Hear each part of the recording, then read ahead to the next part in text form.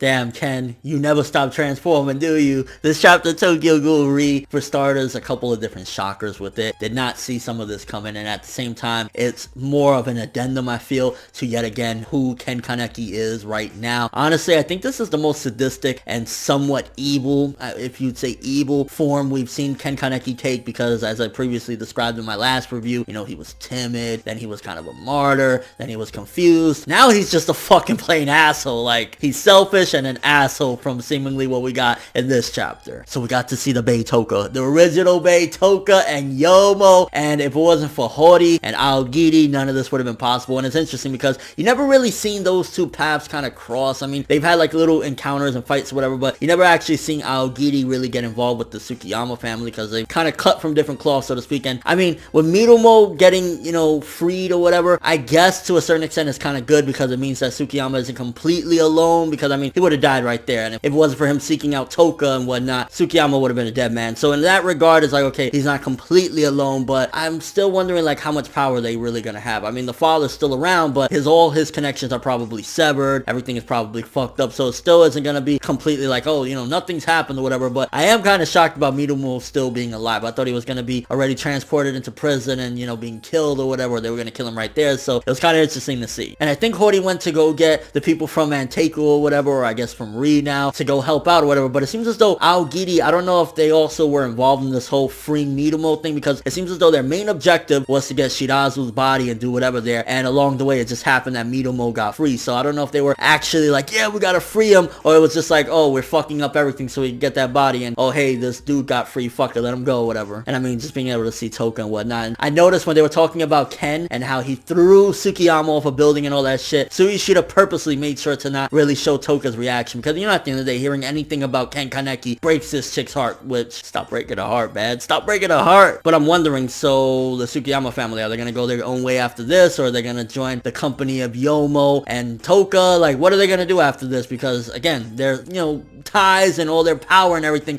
has been pretty much fucked up. And with that inside person, I think a big part of it had to be Furuta. Furuta maybe could be down with Aogiri, because how else will they find out the transportation route or whatever? So probably Furuta might actually be with Aogiri. It kind of makes more sense. And I'm curious if Furuta or somebody close to Furuta is the same person that's been leaking the information to Amon's father that's sitting in prison. And Coachella is like, he always has, oh yeah, this source that knows this and that. Well, Furuta, probably more people as well, might be the people that have been leaking all this information to him. And if you notice one thing, when we saw Naki, which, you know, it's been a minute, whatever, but when we saw Naki, we seen his two dudes that were supposedly dead. But remember, it was as though Kano said, oh, I'm gonna revive them or whatever. So I'm curious, are they really revived? Do they have their mind or whatever? Like, honestly, I think it's some sort of thing where they're kind of zombified. And we really didn't get an example or whatever, but I'm guessing it's gonna be zombified. I don't think they're gonna have their human conscience, so to speak. I know they're ghouls, but you get what I mean, like that mental capacity that they used to have, because we didn't even really get to see their faces or whatever. Naki is too stupid to understand what's going on, so he'll just be like, oh my gosh, they're moving, yeah, you know, they're alive. But in actuality, I mean, unless it gets really, really supernatural, I mean, it's already supernatural, don't get me wrong, but like to the point of like reviving the dead, I'm kind of thinking like they're probably really dead, but just like in some zombie form. And the thing about it is, with them having Shirazu's body that, you know, they recover or whatever, are they gonna try and revive Shirazu but put some sort of thing in his mind that, you know, he works for Aogiri now? Or what's gonna happen with that? Because now that they have Shirazu's body, they could, you know, take him apart and take his shit or whatever. But it seems as though Kano, along with Taratara, I can't never pronounce his name, you know, Tatara or Tartara, what, you get what I'm saying. Them two are basically doing the operation, and I'm kind of curious. I was a little bit thrown off to see him there doing the operation with Kano. I never expected to see him doing that, but then again, we never really see him being like, you know, some big time muscle or whatever. But I always thought of him being like a lot bigger. What I was thinking is, what if he's actually involved with doing this stuff with Kano because Aogiri wants to learn everything possible, so eventually they can say, you know what, fuck off, Kano, we don't need you anymore, we know what we're doing now. And maybe that's why Kano's been doing this all along. Maybe that he's threatened or whatever, and he's not really doing it because, like, I love Aogiri, this is my goal. Maybe it's that, you know, he's genuinely being pressured into doing all these things, and they're trying to find out all of his secrets, how to do everything, so they can eventually dispose of him. And that's why he's alongside with Kano. It's not that he really, you know, is a scientific dude, but he's trying to learn everything so they can get rid of him. And Etsu's creepy obsession with Ken Kaneki, like, we only get to see her in the bathtub for a minute or whatever, but but like you can see she's infatuated with him, and the fact that he went down this even darker path, he's slowly becoming more like Eto in her mind, so she's probably even more infatuated with him now that she's seen how dark he's become. And that ending though, the fucking Black Death Reaper, Kaneki now, it's like, it's sad in a way, and it's tragedy in and of itself, how this innocent dude, all he wanted was a date, all he wanted was to smash them